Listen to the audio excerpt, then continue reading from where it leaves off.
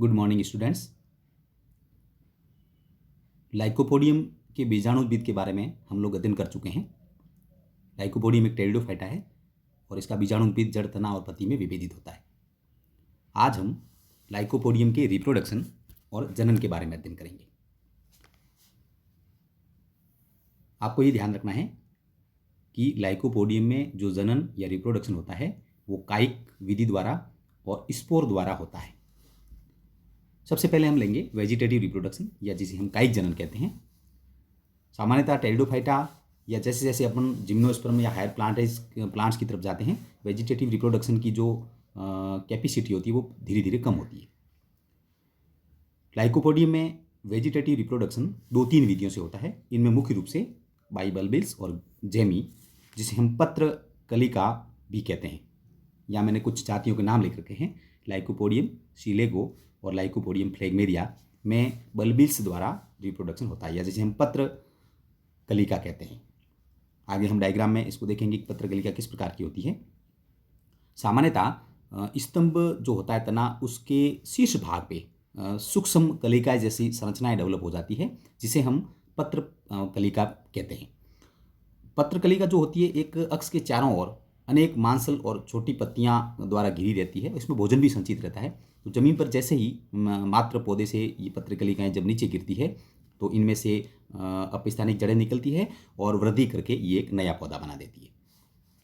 दूसरा जो रिप्रोडक्शन होगा लाइकोपोडियम में वो होता है एडवेंटिटस बर्ड्स, या जिसे हम अपस्थानिक कलिकाएं कहते हैं।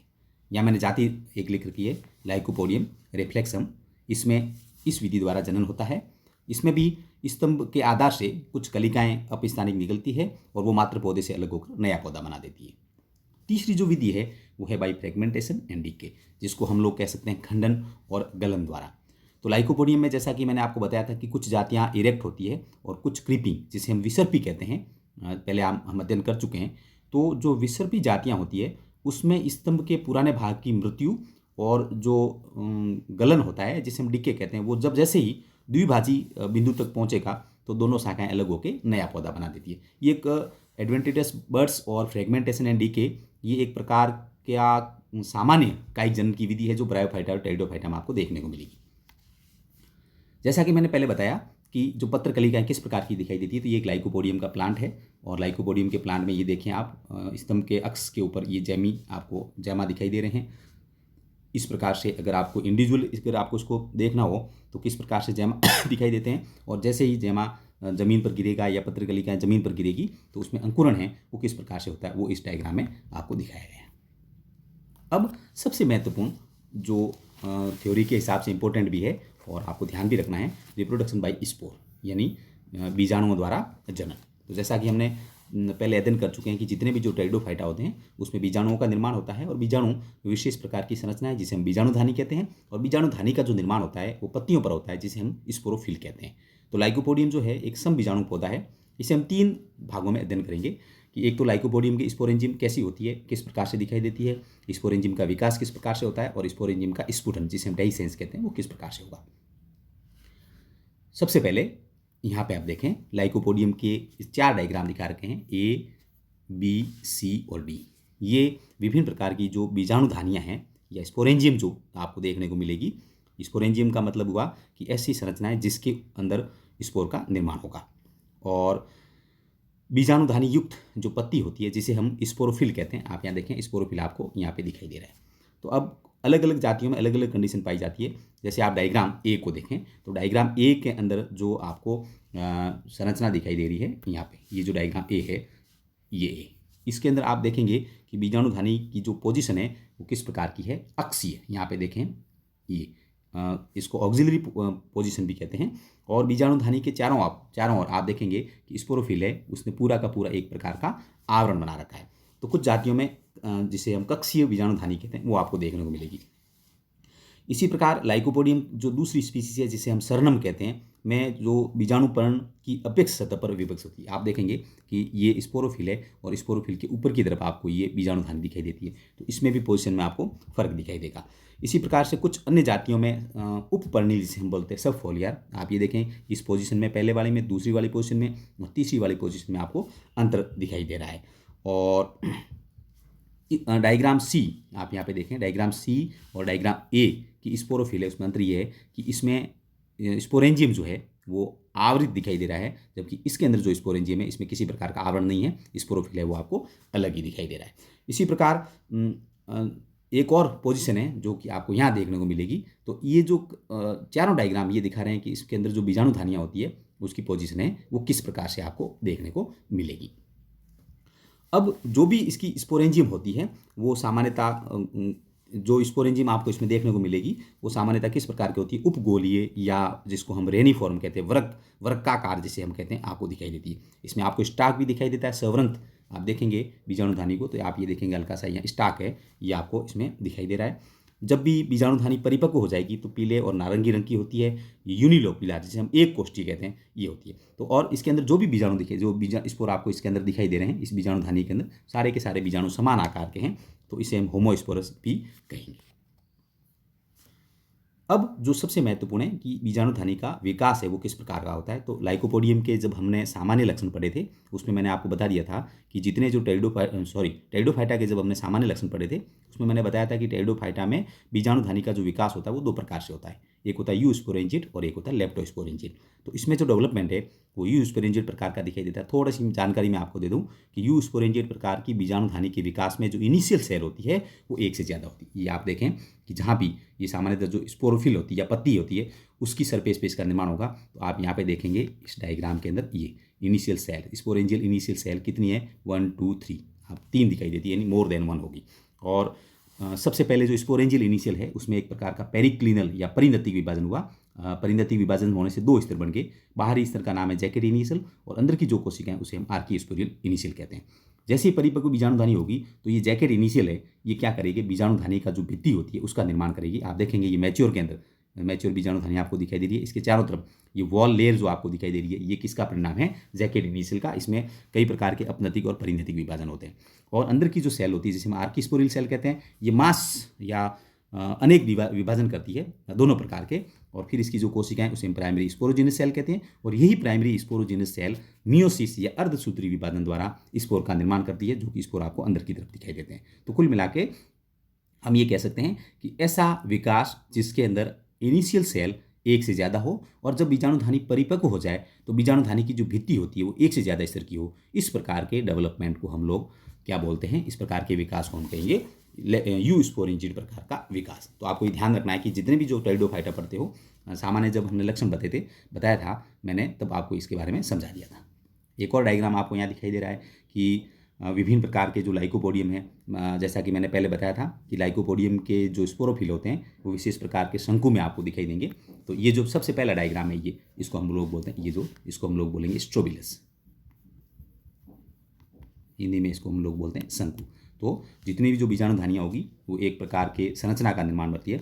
अब स्ट्रोबिलस जो है, स्ट्रोबिलस में ये जो संरचना है इसे हम स्पोरोफिल कहते हैं। डायग्राम बी के अंदर आप देखेंगे कि बीजाणुधानी युक्त, अगर मान लो एक स्पोरोफिल को अलग करें तो किस प्रकार का दिखाई देगा, इसमें स्पोरेंजियम दिखाई दे रही है और ये पत्ती जैसी संरचना है, ये स्पोरोफिल आपको दिखाई देता है। डायग्राम जो सी है ये जैसे ही आप किसी शंकु का एलएस काटते हो तो एलएस के अंदर स्ट्रोबिलस का जो संरचना है वो किस प्रकार के दिखाई दे रहे हैं, आप देखेंगे स्पोरेंजियम आपको दिखाई दे रहे हैं, स्पोर दिखाई दे रहे हैं और स्पोरोफिल दिखाई देते हैं और ये इसका अक्ष कहलाएगा।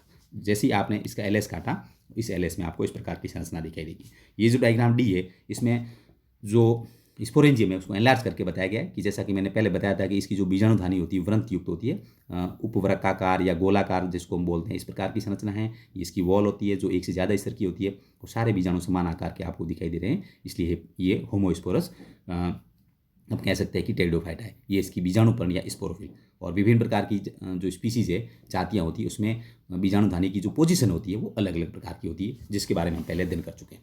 और सबसे लास्ट में ये जो डायग्राम दिखा रखा है ये बीजाणु जो बीजाणुधानी के अंदर जो डेवलप होता है उस बीजाणु को एनलार्ज करके दिखाया गया है। अब जैसे ही बीजाणुधानी परिपक्व हो जाती है तो परिपक्व अवस्था में बीजाणुधानी के बाह्य स्तर की जैसे कि मैंने पहले बताया कि इसमें बीजाणुधानी की जो भित्तियाँ होती है वो अनेक स्तर की होती है। तो कुछ कोशिकाएं मोटी होती है भित्ति के अंदर, उसे हम स्टोमियम कहते हैं। और बीजाणुधानी के शीर्ष की ओर एक अनुपस्थ पंक्ति में ये सब व्यवस्थित होती है और परिपक्व बीजाणुधानी की जैसी भित्ति सूख जाती है तो स्टोमियम की कोशिकाओं में तनाव होता है और जिसके कारण बीजाणुधानी वहाँ से फट जाती है। जैसे बीजाणुधानी टूटेगी तो बीजाणुधानी से टूटने के कारण जो स्पोर है वो आपको क्या होगा कि स्पोर जो अलग हो जाएगा। अब आप देखें कि जैसे स्पोर वापस ज़मीन पर गिरेगा तो इससे एक नए पीढ़ी का विकास होता है जिसे हम प्रोथेलस या युग्मोकोद्भिद पीढ़ी कहते हैं। तो आप ये देखेंगे कि डायग्राम ए के अंदर जैसे ही बीजाणुधानी परिपक्व हुई स्पोर इसके बाहर निकले तो डायग्राम ए के अंदर आपको स्पोर दिखाई दे रहा है। जैसा मैंने पहले बताया कि सारे बीजाणु होते हैं समान आकार के होते हैं लगभग, और अगर इनका डायमीटर हम व्यास देखें तो 0.03 से 0.05 मिलीमीटर, ये 0.05 मिलीमीटर इनका व्यास होता है, 0.5। ठीक है, ये स्पोर का इसको एनलार्ज करके यहाँ दिखाया गया है। जो भी बीजाणु होंगे उसकी भित्ति है वो समकेंद्रित या जैसे हम लेमिलर लेयर और भीतरी परत होती है वो थोड़ी सी कणिकामय होती है, वो आपको दिखाई देंगे। बीजाणु सारे के सारे ये एप्लॉइड है और भोजन भी इसमें संचित रहता है, मुख्य रूप से वसा और तेल के रूप में, और कुछ ऐसे भी बीजाणु होते हैं जिसके अंदर क्लोरोप्लास्ट पाया जाता है। अब ये बीजाणु जब नीचे गिरेंगे तो इस बीजाणुओं के अंदर विभिन्न प्रकार का विभाजन होगा और विभाजन होने के बाद प्रोथेलस का निर्माण होता है जिसे हम युग्मोकोद्भिद कहते हैं, और इस युग्मोकोद्भिद के ऊपर मेल और फीमेल रिप्रोडक्टिव ऑर्गन का निर्माण होगा। तो बीजाणुओं का अंकुरण जो होगा जो जमीन में गिरने के तुरंत बाद या एक लंबे विश्राम के बाद हो सकता है, ये स्पीसीज के ऊपर निर्भर करता है। वायवी प्रोथेलस भी बना सकते हैं और कुछ में ये मिट्टी के अंदर दबे रहते हैं, कुछ युग्मोकोद्भिद जिसे हम अंतभूमि कहते हैं उसका भी निर्माण हो सकता है। एक यहाँ पे चीज़ आपको ध्यान रखनी है कि युग्मोकोद्भिद के विकास से लेकर जब इसमें जननांग बनेंगे यानी परिपक्व जननांग बनेंगे तो विभिन्न जातियों में जो टाइम होता है वो 8 महीने से लेके 6 से 15 वर्ष तक का समय लग सकता है। कहने का मतलब ये हुआ कि लाइकोपोडियम के अंदर युग्मोकोद्भिद के डेवलपमेंट के अंदर मैक्सिमम 15 वर्ष भी लग सकते हैं, यानी बहुत ही स्लो विभाजन है या विभेदन इसमें आपको देखने को मिलेगा। युग्मोकोद्भिद के विकास की दर जो होती है उसमें प्रकाश संश्लेषी ऊतकों पर निर्भर करती है, कितने फोटोसिंथेटिक टिश्यूज है। और सामान्यतः हम देखेंगे आगे कि कवक मूल युक्त जो युग्मोकोद्भिद होता है जो कलरलेस होगा उसमें उसकी जो विकास की दर है वो सबसे धीमी होती है। विभिन्न प्रकार के युग्मोकोद्भिद आपको लाइकोपोडियम में देखने को मिलेंगे जिसके बारे में हम आगे अध्ययन करेंगे। अब क्या होगा कि जैसे ये बीजाणु नीचे गिरा, अंकुरण से पूर्व ये जल का अवशोषण करते हैं, फूलते हैं और लगभग गोलाकार आकृति हो जाएंगे। तो आप सेकंड डायग्राम में देखेंगे कि स्पोर है वो आपको कैसा दिखाई दे रहा है, बिल्कुल गोलाकार हो गया। इसकी जो बाह्य भित्ति होती है वो ट्राई रेडिएट रिज से फट जाएगी एक जगह से, और इस अवस्था में क्या होगा कि बीजाणु के अंदर एक प्रथम विभाजन होता है। तो जैसे ही विभाजन देखेंगे एक छोटी कोशिका आपको दिखाई दे रही है, यहाँ पे देखें छोटी सी कोशिका जो दिखाई दे रही है इसे हम राइजोडियल सेल कहते हैं, और एक बड़ी कोशिका जिसे हम लार्ज सेल कहते हैं। अब आपको ये ध्यान रखना है कि जो राइजोडियल सेल जो होती है ये प्रोथेलस के विकास में इसका कोई योगदान नहीं है। तो सारा का सारा विकास किससे हो रहा है, लार्ज सेल से। डायग्राम नंबर 3 में देखेंगे कि लार्ज सेल के अंदर एक विभाजन हो गया, विभाजन होने से एक एपिकल सेल बन गई, और राइजोडियल के पास की जो कोशिकाएं जिसे हम बेसल कोशिका कहेंगे या आधारीय कोशिकाएं कहती है।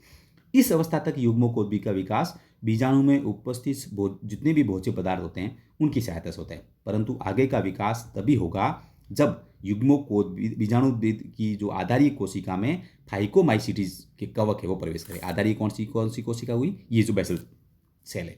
तो जैसे ही फाइकोमाइसीटीज क्या है, कवकों की एक क्लास है, और उसके जो फंजाई इसमें प्रवेश करेंगे तो एंडोफाइटिक माइकोराइजा इसके अंदर बनाते हैं। आप ये देख सकते हैं जैसे जैसे इसमें जैसे विभाजन शुरू हो गया, डायग्राम आप एफ में देखेंगे, ये देखें फंगल हाइफी जिसको हम बोलते हैं कवक तंतु जिसे कहते हैं, उन्होंने इसके अंदर प्रवेश कर दिया और विभिन्न प्रकार की कॉलोनीज का निर्माण करना शुरू कर दिया। तो अगर फाइकोमाइसीटीज क्लास के कवक तंतु इसमें प्रवेश नहीं करते हैं तो युग्मोकोद्भिद का विकास है वो नहीं होगा। अब जैसे अंतपाद जो कवक मूल एस्टेब्लिश हो गए या स्थापित होने के बाद युग्मोकोद्भिद की जो शीर्षस्थ कोशिका है जिसे हम एपिकल सेल कहते हैं, तो बेसल सेल से तो क्या हुआ, फंजाई ने प्रवेश किया, और जैसे ही प्रवेश किया एपिकल सेल तुरंत विभाजन करना शुरू कर देगी, और विभाजन करने से फिर जो प्रोथेलस है उसका निर्माण होगा, जो कि आपको इसमें डायग्राम में आपको दिखाई दे रहा है। तो हम ये देख सकते हैं कि प्रोथेलस या युग्मोकोद्भिद का विकास है वो किस प्रकार से होता है। नेक्स्ट वीडियो में मैं आपको ये बताऊंगा कि जो लाइकोपोडियम की विभिन्न जातियों में अलग अलग प्रकार के युग्मोकोद्भिद होते हैं, और फिर उस युग्मोकोद्भिद के अंदर मेल और फीमेल रिप्रोडक्टिव ऑर्गन है जिसे एंथीडियम और आर्किगोनियम कहते हैं, उसका विकास कैसे होगा। धन्यवाद।